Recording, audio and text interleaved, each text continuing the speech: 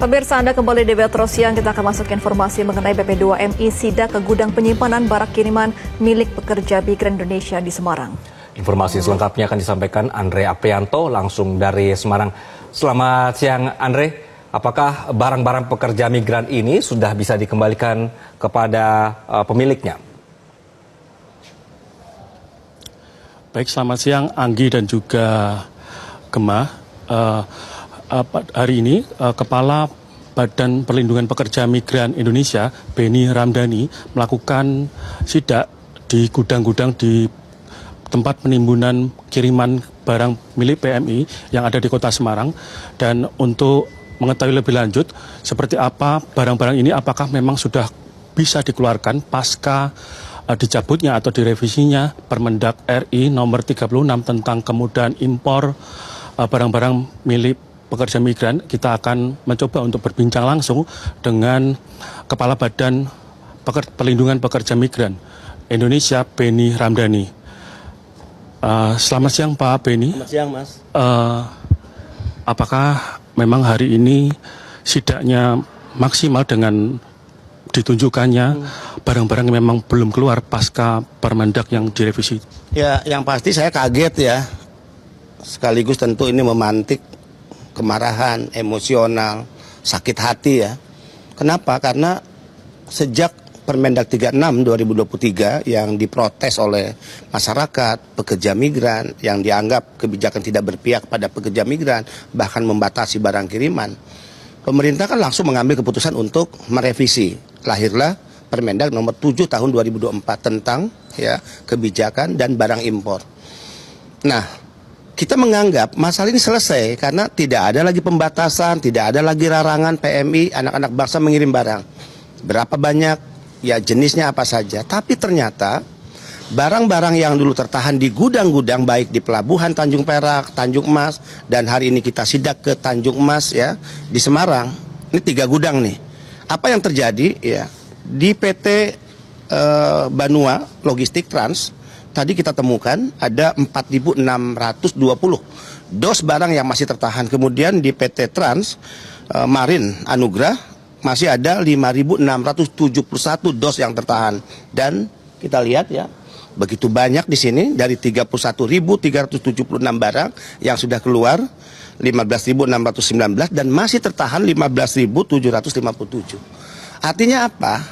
Kebijakan merevisi Permendag nomor 36 2003 ke Permendag nomor 7 2004 itu tidak dibarengi dengan kebijakan lapangan untuk segera mengeluarkan barang-barang. Apa yang harus dilakukan? Sebetulnya ini hanya masalah kearifan negara, pemerintah untuk benar-benar ya melakukan apa yang diinginkan oleh rakyat, diinginkan oleh pekerja migran Indonesia. Saya selalu katakan, negara ini berdiri untuk membahagiakan rakyatnya. Negara ini lahir, didirikan oleh para panding pader untuk mensejahterakan rakyatnya, bukan untuk mempersulit. Apalagi tindakan-tindakan dolim yang PMI mengirim barang dari hasil keringat, jerih payah mereka, darah air mata mereka, hanya untuk dikirim ke keluarganya, pakaian bekas. Adapun yang baru ya, hanya untuk sebagai kiriman dan kado istimewa, makanan-makanan yang tadi kita lihat expired, busuk, tidak bisa lagi dinikmati oleh keluarganya. Yaitu segera keluarkan kebijakan di mana barang-barang yang tertahan ini karena kebijakan peraturan dulu yang keliru, peraturan dulu yang salah, ya segera dikeluarkan. Di mana X-ray Bea Cukai sudah mencatat hijau, berarti tidak ada barang-barang yang berbahaya, tidak ada barang-barang yang dilarang oleh undang-undang dan aturan barang impor kita, ya sudah keluarkan, ya kirim ke rumah-rumah tujuan dari para pekerja migran, kecuali barang yang dikategorikan berbahaya dan dilarang. Nah, kenapa itu harus dilakukan oleh negara? Karena apa? Tertahannya barang ini kan karena kekeliruan negara. Masa kekeliruan negara, masa kesalahan yang dilakukan oleh pemerintah di negara ini kemudian rakyat yang dikorbankan. Nah, kesalahan di lapangan adalah ketika kategori PMI resmi dan kategori PMI non-prosedural. Kalau PMI resmi kan gampang. Ini barang-barang siapa yang tertahan? PMI resmi, BP2MI sudah. Dari 47.000 ya data yang dikirim oleh Bea Cukai, kita sudah kirim kurang lebih ya 13.000. Kemudian masuk lagi, kita kirim lagi 1.000 lebih. Jadi 14.000. Nah sekarang Sisa dari mereka PMI prosedural diyakini oleh BP2MI yaitu PMI non prosedural. Nah, untuk memastikan PMI non prosedural ya udah tidak perlu lagi dengan aturan-aturan yang berbelit-belit memperpanjang rantai birokrasi yang akhirnya mempersulit rakyat. Yaitu dengan cara selisih dari PMI prosedural berarti PMI non prosedural. Ya udah keluarkan dikirim. Ini apa yang terjadi? PMI non prosedural harus mengirimkan data melalui portal peduli, mengisi aplikasi. Ingat, tidak semua PMI kita punya waktu. Mereka ini orang-orang pekerja di lapangan. Tidak semua PMI kita paham tentang aplikasi dan teknologi. Belum juga jika sistem tidak siap. Banyak laporan bagaimana mereka melapor, tapi sistem layanan tidak siap. Termasuk sistem yang dimiliki oleh Bea Cukai, sistem yang dimiliki oleh Kemlu. Tapi kalau sistem yang dimiliki oleh BP2MI hari ini dikirim data, langsung pada hari yang sama kita bisa kembalikan data untuk men-tracing bahwa ini PMI yang resmi.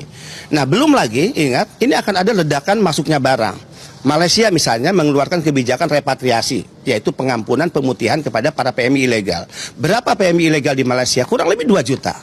Nah, mereka yang akan dipulangkan dengan kebijakan repatriasi pasti mengirim barang di luar barang bawaan.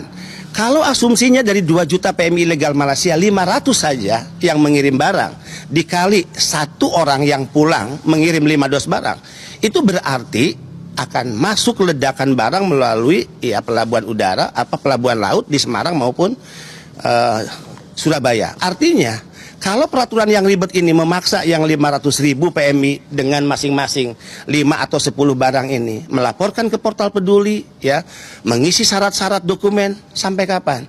Saya punya guyonan dan joke, hingga kita menunggu timnas Indonesia menjadi juara Piala Dunia, hingga ayam satu saat kita saksikan kencing berdiri, nggak akan pernah selesai. Artinya siapa? Yang dikorbankan adalah rakyat. Dan ini tidak fair lah. Saya juga terima pengaduan misalnya. Kalau barang itu milik staf pejabat, kalau barang itu milik keluarga pejabat, dengan mudah kok mereka nelpon, tolong dikirimkan, tolong dikeluarkan barang karena ini adalah staf saya, ini adalah keluarga kami.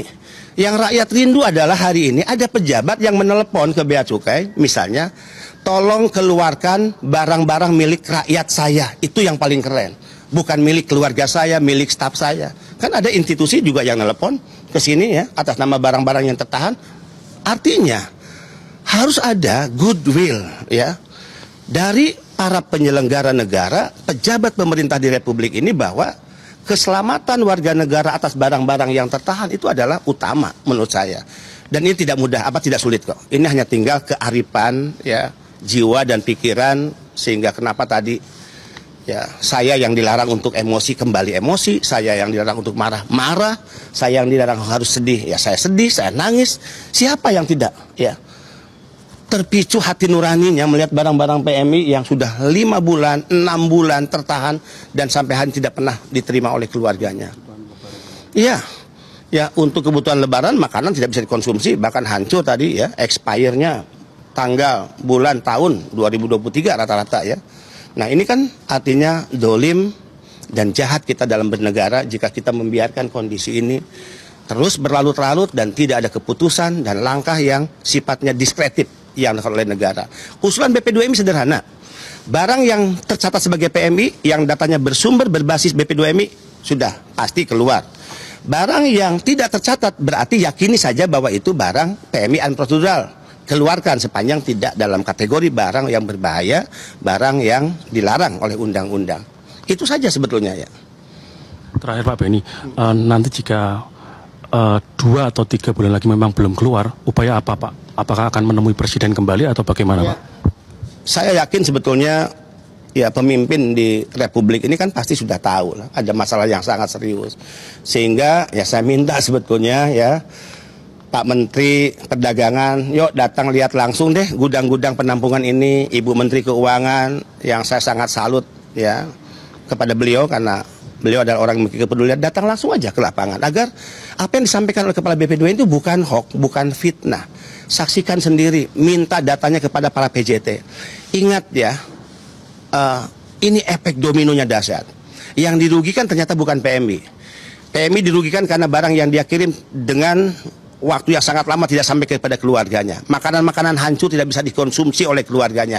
Barang-barang kado istimewa untuk hadiah ulang tahun tidak bisa dinikmati di hari istimewa keluarganya. 1. Dan ancaman barang-barang itu rusak. Tadi saya melihat pakaian-pakaian yang tadi sudah lapuk ya kainnya, dan saya yakin 1 kali dicuci itu hancur. Bayangkan dibeli dari darah, keringat, air mata para pekerja migran dari uang mereka. Nah, efek domino lain PJT